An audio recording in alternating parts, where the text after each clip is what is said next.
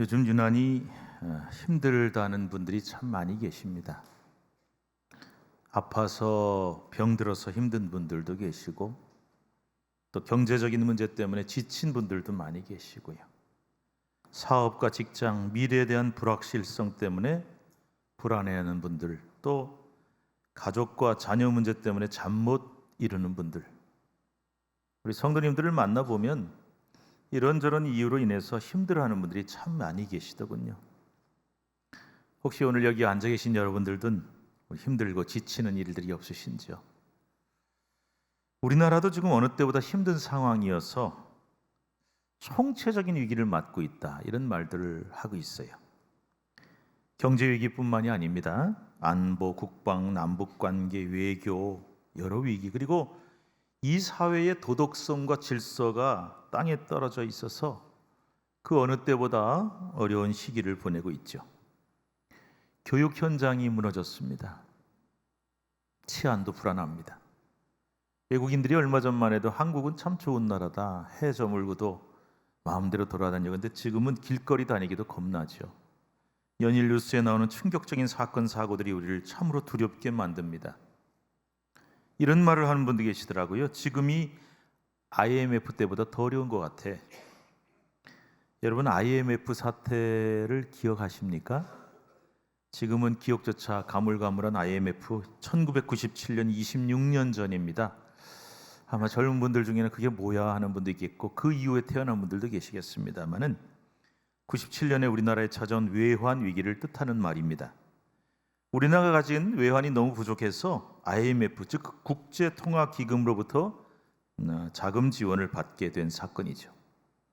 나라가 좀 살림살이가 어렵기로서니, 남한테 좀 돈 지원 받았기로서니 그게 뭐 이렇게 큰 사건이냐 그러실 줄 몰라요. 그런데 이 사건은 그 이전까지 고도의 경제 성장을 쭉 이루어오던 우리나라가요, 외환외빈, 겉은 너무 화려한 거예요.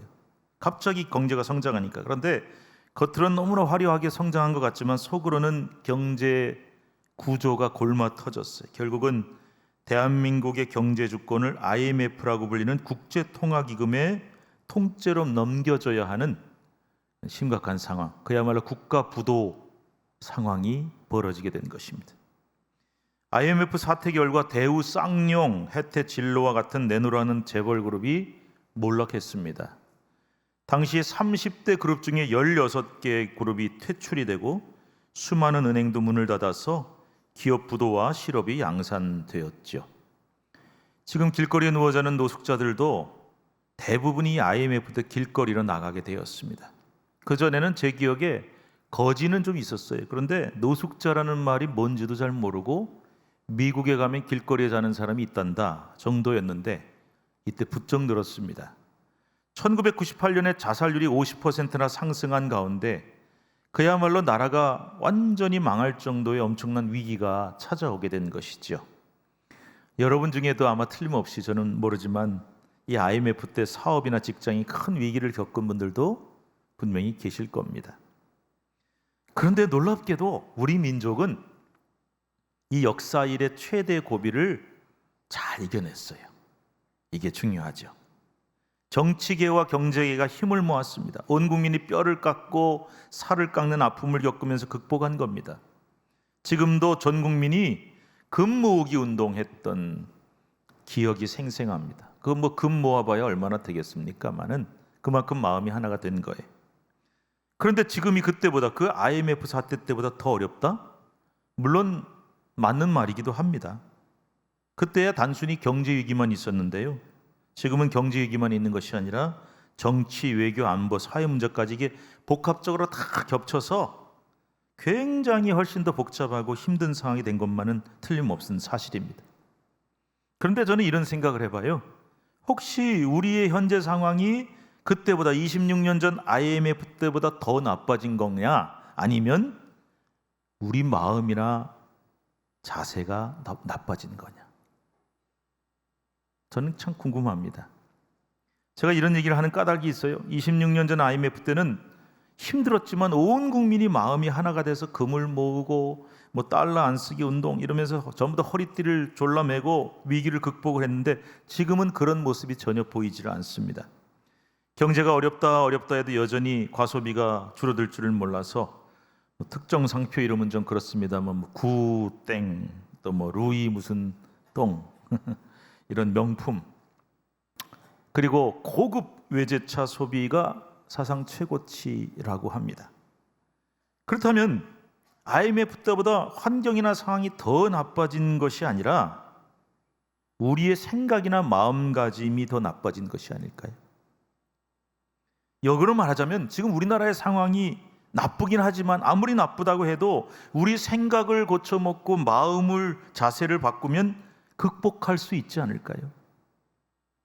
지금 내 상황이, 또 가정 상황이 아무리 힘들다 할지라도 우리들의 자세가 바뀌고 마음이 바뀌면 극복할 수 있지 않을까? 이런 생각이 듭니다. 호랑이한테 물러가도 정신만 바짝 차리면 산대요. 속담이 있습니다. 아무리 큰 위기가 닥쳐와도 정신만 바짝 차리면 충분히 이겨낼 수 있다는 뜻이죠. 자, 그렇다면 우리가 어떻게 정신을 바짝 차리고 생각을 싹 바꿀 수가 있을까? 지금 하박국 선지자는 절박한 심정으로 하나님께 부르짖고 있어요.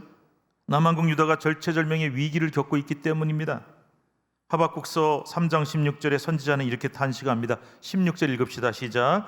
내가 들었으므로 내 창자가 흔들렸고 그 목소리로 말미암아 내 입술이 떨렸도다. 무리가 우리를 치러 올라오는 환난 날을 내가 기다림으로 썩이는 것이 내 뼈에 들어왔으며 내 몸은 내 초소에서 떨리는도다. 막 그냥 덜덜덜 떨리고 입술이 떨리고 속이 다 썩어 문드러져 간대요. 무슨 소식을 도대체 들었길래 하박국 선지자가 그렇게 두렵고 떨렸을까요? 당시 국제 정세가 급변하고 있었습니다. 강대국 아수르가 멸망을 당하고 애굽 역시 국운이 기울면서 신흥 국가인 바벨론이라고 하는 나라가 강력한 세력으로 국제 무대에 등장을 하면서, 그런데 그 바벨론이 지금 유다를 호시탐탐 쳐들어오려고 노리고 있다는 거예요. 소문이 쫙 커졌습니다. 바벨론이 머지않아 엄청난 대군과 병거를 이끌고 쳐들어올 것이다. 이런 소문이 파다하게 퍼지니 엄청난 두려움에 사로잡히는 거죠. 그런데 당시 유다의 국내 사정이 너무 안 좋은 겁니다. 군사적으로도 바벨론하고는 상대가 안 되는데, 그것뿐만이 아니라 종교적으로도 정치적으로도 얼마나 상황이 최악이었는지, 종교적으로는 너무나 유상 숭배가 만연하고 너무 극심하게 타락하고 정치인들도 타락하고, 그래서 나라 안팎이 다 총체적인 위기에 빠져 있었던 거예요. 그러니까 하박국의 마음이 두려움과 떨림으로 그토록 걱정에 사로잡힐 수밖에 없었다. 여러분, 이 얘기 들어보니까 어떠세요? 마치 꼭 지금 우리들의 상황 같지 않습니까?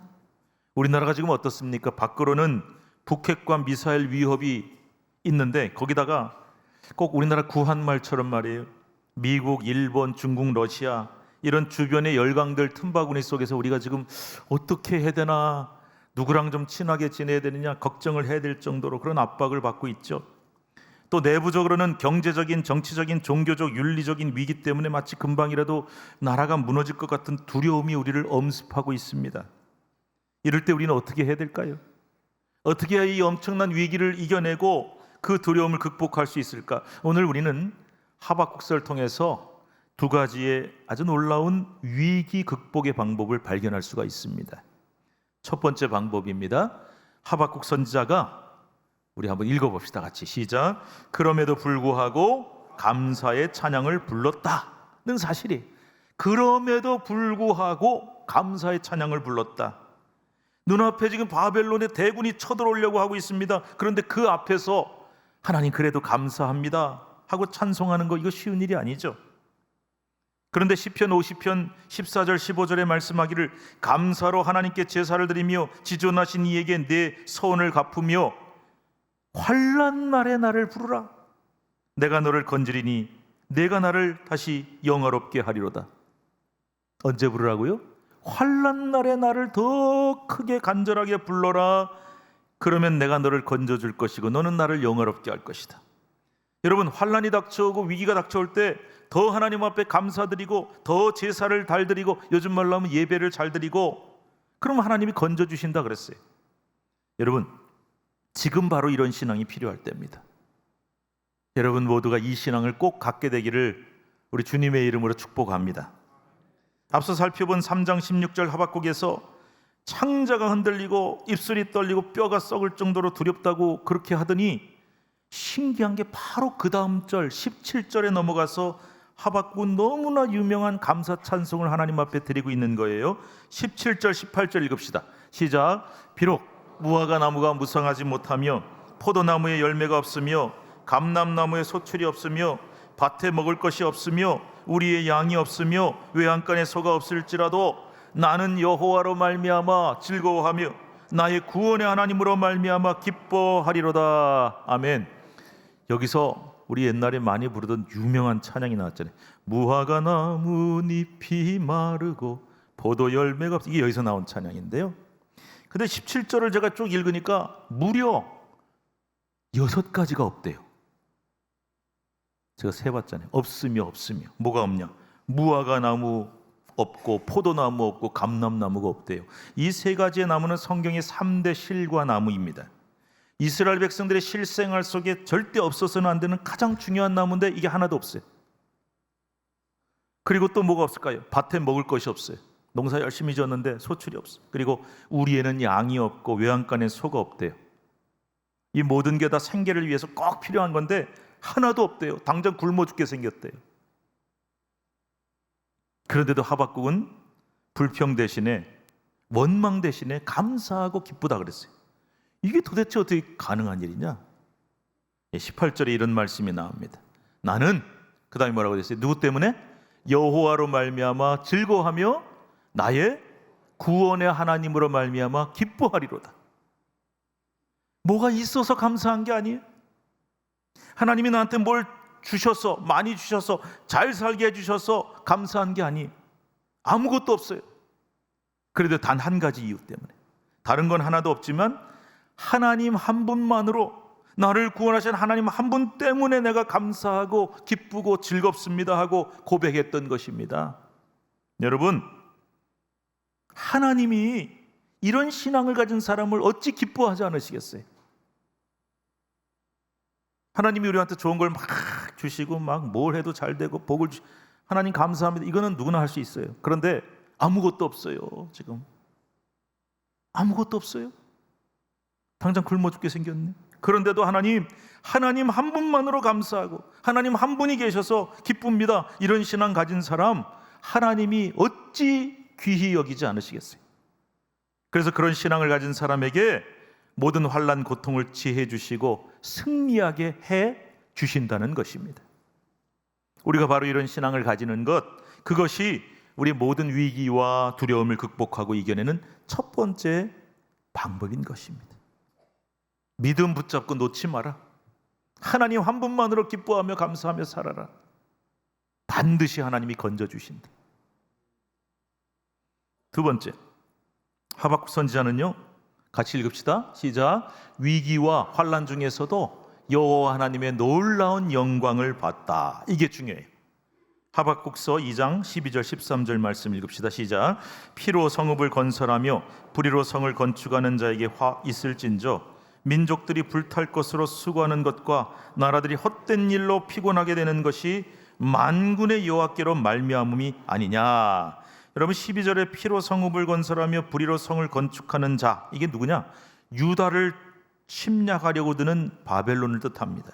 바벨론 사람들은 특징이 뭐냐면은 어디 가서 나라를 딱 점령을 하면요, 그 나라 백성들을 끌고 가요. 그래서 자기네 나라에 옛날 여러분 뭐 엄청난 신전, 성 이런 거 그것도 누가 지었겠어요? 기계로 했겠습니까? 다 사람이 하다가 또 얼마나 많이 죽었겠어요. 전부 포로로 끌고 와서 그거를 한 거예요. 그런데 이스라엘 민족이 지금 그런 위기 앞에 있는데 하박국 선지자는 13절에 분명히 선언한 겁니다. 그들 모두가 헛된 일로 피곤하게 될 것이다. 여호와 하나님이 그렇게 만드실 것이다. 즉 바벨론의 그 무서운 힘과 침략을 하나님이 다 헛된 것으로 만들어 버리신다는 말이에요. 그러면서 마지막 나온 고백이 바로 14절 유명한 말씀이에요. 자, 14절 같이 읽읍시다. 시작. 이는 물이 바다를 덮음같이 여호와의 영광을 인정하는 것이 세상에 가득함이니라. 이렇게 하나님이 바벨론의 무서운 침략을 다 무기력하게 만들고 헛된 일로 만드신 다음에 결국 무엇이 드러나게 하느냐? 따라합시다. 하나님의 영광. 더 크게, 하나님의 영광. 결국 하나님 자신이 하나님의 영광을 스스로 드러내시는데, 그게 여러분 찬양이 있잖아요. 물이 바다 덮음같이 여호와의 영광을 인정하는 것이 온 세상 가득하리라. 하나님의 영광이 큰 물이 바다를 덮는 것처럼 세상에 가득하게 하나님이 그 영광을 드러내신다는 거예요. 하나님은 결코 꺾이지 않을 것만 같은 무적의 제국 바벨론을 단숨에 물리치심으로 세상 열방이 여호와 하나님의 힘과 능력을 뼈저리게 느끼게 만드시고, 결국 그들이 하나님의 영광을 인정할 수밖에 없게 만드신다는 겁니다. 하나님이 과연 계시는구나, 살아계시는구나, 하나님은 위대하시구나 하고 인정할 수밖에 없게 만들어서 하나님의 영광을 드러나게 하신다는 것입니다. 사랑하는 성도 여러분, 그 어떤 어렵고 절망적인 상황 속에서도 하나님은 살아계신다, 이거 하나만 잊지 마세요. 저도 사람인데 어찌 힘든 일이 없었겠어요? 억울한 일이 없었겠어요? 그런데 제가 힘들고 어려운 절망적인 상황 속에서도 제가 계속 제 마음에 되뇌이면서 기도한 게 딱 하나 있었어요. 하나님은 살아계신다. 하나님 살아계신다. 그래서 이겨냈어요. 여러분, 그 어떤 환난과 어려움 중에도 하나님은 살아계신다, 그 하나님이 나를 도와주신다, 이것만 잊지 마시기를 바랍니다. 지금 내 앞을 가로막고 있는 문제가 너무 크고 너무 무서워 보인다고요? 지금 나를 넘어뜨리는 원수의 힘이 너무 강하고 두렵다고요? 걱정 마세요. 여러분, 아수르도 바벨론도 다 무너졌습니다. 로마 제국도 절대 안 망할 것 같더니 무너졌어요. 절대 망할 것 같지 않아 보이던 모든 강력한 민족이 하나님의 영광을 지으려고 그렇게 했었지만 다 하나님 앞에 무너졌습니다. 하나님이 말씀하시면 난공불락의 성 여리고성도 한 방에 무너집니다. 마귀 사탄 권세도 하나님 앞에 무릎 꿇고 굴복할 수밖에 없습니다. 누가 감히 하나님을 대적하겠습니까? 그런데 그 하나님이 두렵고 무섭기만 한 분이 아니라 나의 아버지가 되어주시고 나를 사랑하시고 나를 도와주신다는데 뭘 걱정하십니까? 오늘 본문은 우리에게 분명히 말씀하고 있습니다. 하나님은 자신의 영광을 스스로 지키시고 드러내는 분이시라는 거예요. 우리가 지켜드려야만 하나님의 영광이 지켜지는 게 아니에요. 우리가 그런 말 많이 하잖아요. 하나님의 영광을 위해 내 쓰임 받고 싶습니다. 맞아요. 근데 여러분, 내가 하나님의 영광을 세워드려야만 하나님의 영광이 서지고 내가 지켜드려야만 지켜지고, 그게 아니에요. 하나님 스스로가 다 하나님의 영광을 지키십니다. 네. 이사야 41장 7절에 보니까 이사야가, 선지자가 아주 조롱하는 말을 해요. 우리가 조롱하는 말을 하면 안 되지만 선지자도 조롱을 하더라고요. 무슨 얘기하는지 한번 봅시다. 7절 같이 읽겠습니다. 시작. 목공은 금장색을 격려하며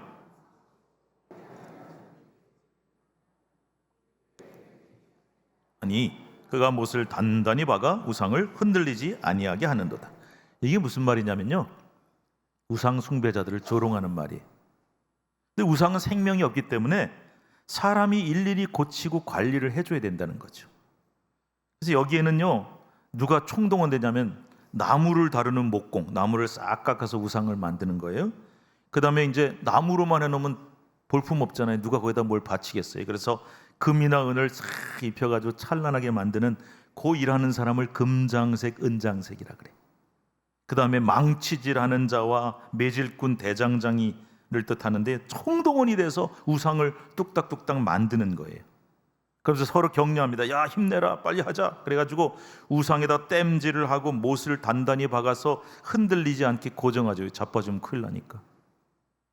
그래서 이렇게 사람이 일일이 관리해주고 고쳐주지 않으면 우상은 아무것도 못하는 존재라는 겁니다. 혹시 여러분 절에 가서 불상 보신 적 있습니까?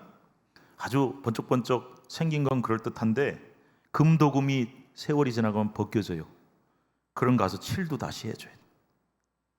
또 제가 얘기 들어보니까 쥐가요 이렇게 나무를 갉아먹기도 한데 그런 가서 또 떼어주고 고쳐줘야 되고, 조금이라도 움직이려면 사람이 여러 들러붙어서 일일이 들어서 옮겨주지 않으면 안 되는, 꼼짝도 못하는, 한마디로 제 힘으로 아무것도 할 수 없는 죽은 존재죠. 이게 바로 우상의 특징입니다. 근데 우리 하나님은 그렇지 않다는 거예요. 아까 제가 여러분 보고 뭐라 그랬습니까? 하나님은 살아계신다. 결정적인 차이죠. 그래서 모든 것을 스스로 하십니다. 누구의 도움도 필요치 않습니다. 특히 하나님의 영광은 누가 그 영광을 깎아내려고 하고 해치려고 해도 하나님이 스스로 지키시는 거예요. 그러니까 만약 누구든지 하나님의 영광을 조금이라도 가리거나 해치려고 한다면 하나님은 가만히 계시지 않습니다. 반드시 그들을 쳐서 멸하십니다. 그게 누구든지 간에. 그러므로 하나님은, 잘 들으세요, 하나님의 백성이 환난 중에 있도록 내버려 두지를 않으신다는 겁니다. 왜? 하나님의 백성이 계속 고난을 당하고 아픔을 당하고 있으면 하나님의 영광이 가려지게 되기 때문에 하나님이 그냥 내버려 두지를 않으시는 거예요. 생각해 보세요. 야, 저 사람 뭐 교회 다닌다며, 크리스천이라며, 예수쟁이라며, 교회 잘 다닌다며, 그런데 저렇게 어렵게 사는데, 힘들게 사는데 저 사람 믿는 하나님은 도대체 뭐 하시는 거야? 이런 소리 안 나오겠어요? 그래서 하나님은 물론 우리를 예뻐하시고 사랑하시기 때문에 우리를 도와주시지만, 하나님 믿는 백성이 계속 환난당하고 그대로 있으면 안 돼요. 하나님의 영광이 가려져요.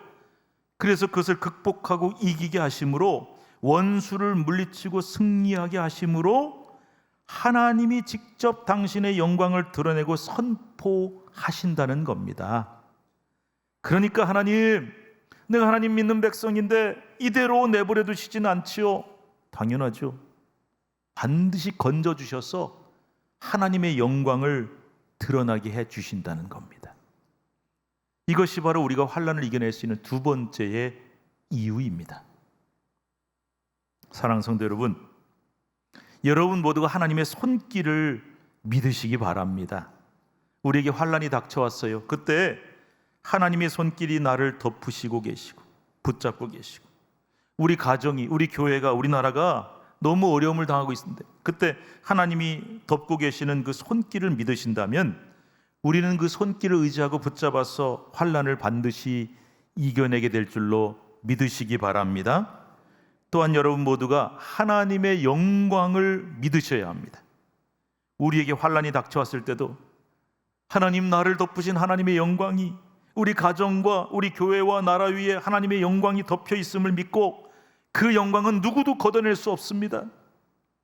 반드시 그 환난을 이기고 승리함으로 하나님의 영광을 더욱 크게 드러내시는 저와 여러분이 될 수 있기를 간절히 축복합니다.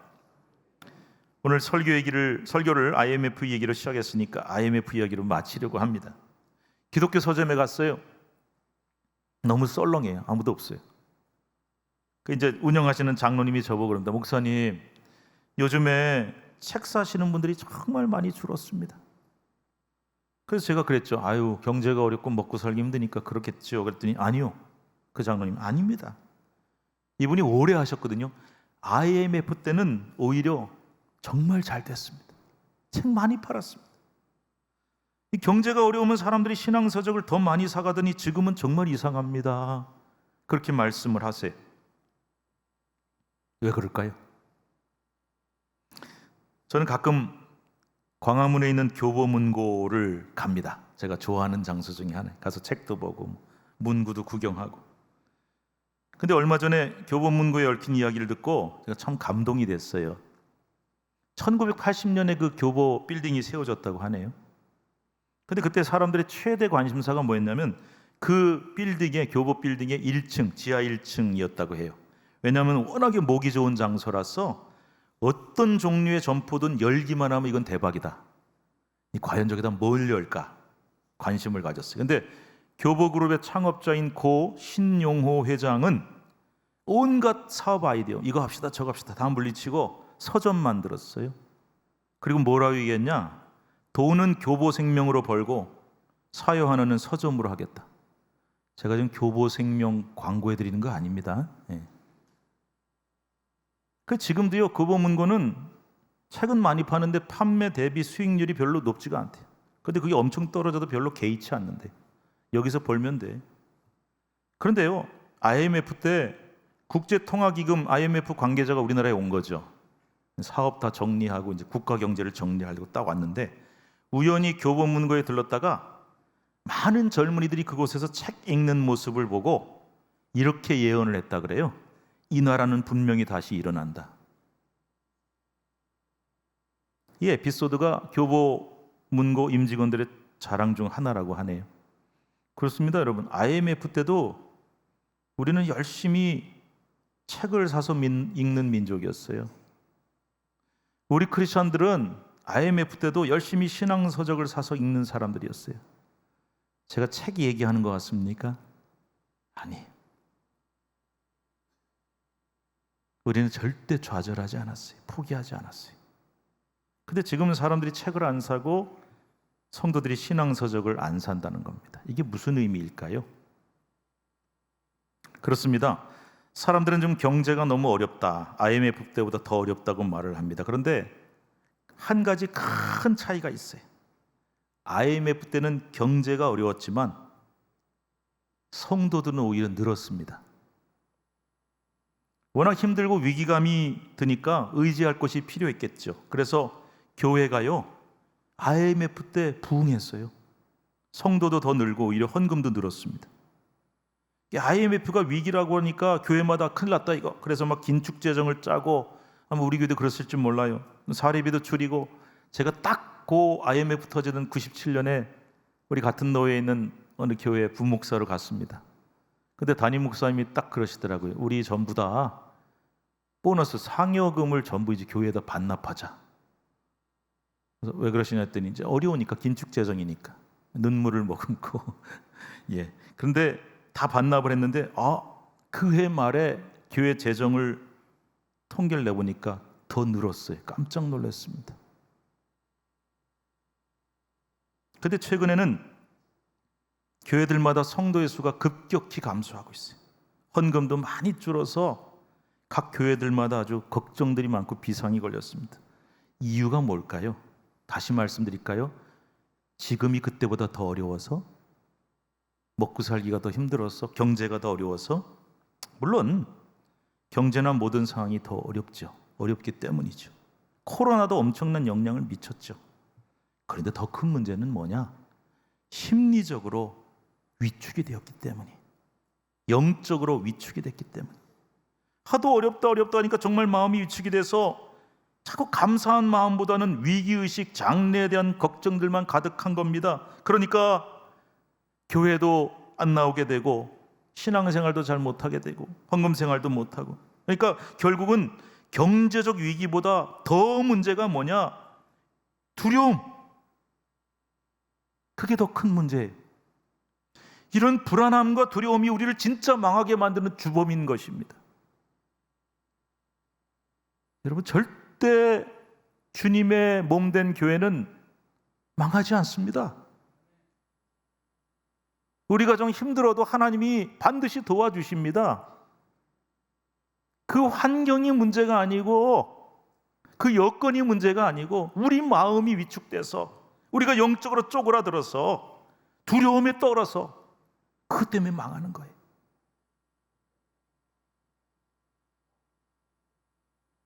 바로 이런 때 우리에게 IMF나 코로나보다 더 큰 위기가 닥쳐온다 할지라도 우리는 하나님의 영광을 믿는 믿음이 흔들려서는 안 됩니다. 그 영광이 물이 바다 덮음같이 온 세상을 가득 덮으실 거라는 그 믿음만 지켜낸다면 이 모든 위기를 우리는 반드시 이겨낼 수 있는 줄로 믿습니다. 내 가정에, 내 가족들에게, 내 자녀들에게 엄청난 위기가 닥쳐왔다. 여러분, 하나님은 살아계십니다. 우리를 그냥 내버려 두시겠습니까?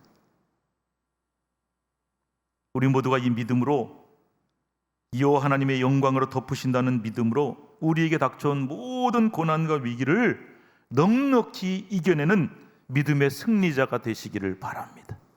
우리가 그 믿음으로 승리할 때 그 하나님의 영광이 더욱 크게 드러나게 될 것입니다. 우리는 바로 그런 일을 위해 쓰임을 받아야 되는 거예요. 여러분, 여전히 힘드시죠? 그러나 하나님은 살아계신다. 그 하나님이 나를 붙잡고 계시고 나도 그 하나님을 붙잡으면 된다는 이 믿음 하나만 놓치지 마세요. 하나님이 반드시 다시 일어나게 하십니다. 기도하겠습니다. 하나님 감사합니다. 세상이 힘들고 어렵다 보니 절망하고 포기하는 사람들이 너무나 많습니다. 어제도 뉴스를 통해서 어떤 한 가장이 아내와 세 자녀를 해치고 스스로 생명을 끊었다는 안타까운 소식을 보았습니다. 사람들이 지치고 힘드니까 인생을 포기하는 일들이 너무나 많습니다. 그런데 우리는 지금까지 뭘 붙잡고 살았습니까? 지금이 아무리 어렵고 힘들다 해도 우리가 옛날에 겪었던 나라가 망해서 36년 종살이하고 전쟁으로 온 국토가 황폐가 되고 배고픔과 가난을 겪었던 시대에 비하면 아무것도 아닌데 우리는 뭘 두려워하고 무엇 때문에 넘어지고 있습니까? 물론 지금 젊은 세대들은 참 힘듭니다. 기회가 별로 없습니다. 좌절할 일이 너무나 많습니다. 그러나 그때나 지금이나 어저께나 오늘이나 영원토록 하나님은 살아계시고 그 하나님은 나를 사랑하신다는 사실은 변치 않습니다. 이 믿음 붙잡고 하나님의 영광을 물이 바다 덮음같이 드러내는 저희들이 되게 하여 주시옵소서. 예수님의 이름으로 기도드립니다. 아멘.